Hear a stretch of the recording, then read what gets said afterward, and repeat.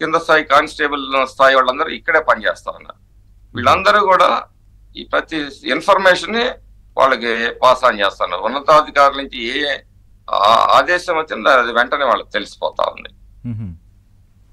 దాన్ని అర్థం చేసుకోవడానికి కూడా పై అధికారులకు చాలా సమయం పట్టింది.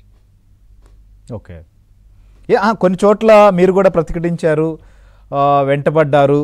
సో దాంతోనే ఈ స్థాయిలో రెచ్చిపోయారు అనేటువంటిది కూడా చెప్తున్నటువంటి పరిస్థితి. అలాంటిది కూడా ఉన్నాయా పరిణామాలు సార్?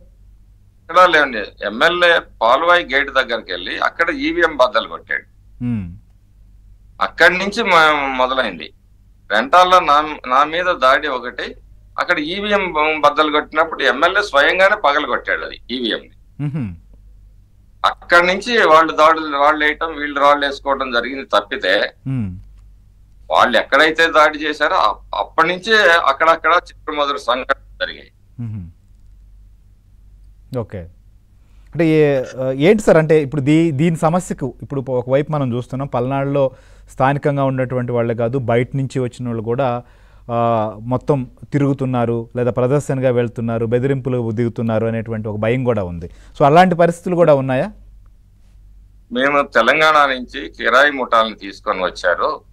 వాళ్ళు మా బస్ స్టాండ్ దగ్గర మరి గ్యారేజ్ పక్కన ఉన్న టౌన్షిప్ లో ఉంచారు. వెపన్స్ ఉన్నాయి, బాంబులు ఉన్నాయి, అన్ని కూడా చెప్పామండి. కానీ ఎవరు ఇది మేము చెప్పిన అధికారి వెంటనే వాళ్ళకి చేరేస్తా ఉన్నాడు. ఓకే, దాంతో ఇబ్బందులు తలెత్తాయి.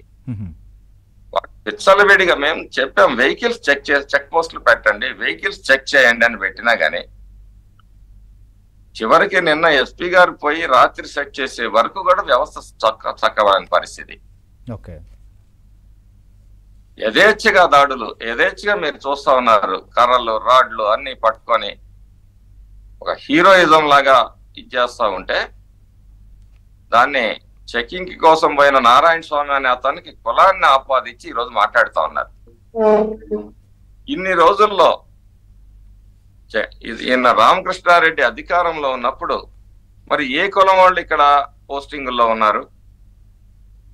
మొన్న ముగ్గురిని ట్రాన్స్ఫర్ చేసి ముగ్గురులో ఒక చౌదరి గారు వచ్చారని చెప్పి ఆయన కులాన్ని ఆపాదించి చివరికి ఎస్పీ గారి కులాన్ని ఆపాదించి మాట్లాడుతున్నారు సిగ్గులేనోళ్ళు. ఇప్పుడు కులాల మధ్య, మతాల మధ్య, ప్రాంతాల మధ్య చిచ్చు పెట్టడం అనేది ఈ వైసీపీ రక్తంలోనే ఉంది. ఏంటి సార్ ఇప్పుడు అక్కడ పరిస్థితులు చక్కబడాలి, ఇలాంటి పరిణామాలు పులి స్టాప్ పడాలంటే ఇప్పుడు ఏం చేయాలి అసలుకి ఎలక్షన్ కమిషన్? ఎందుకంటే ఒకవైపు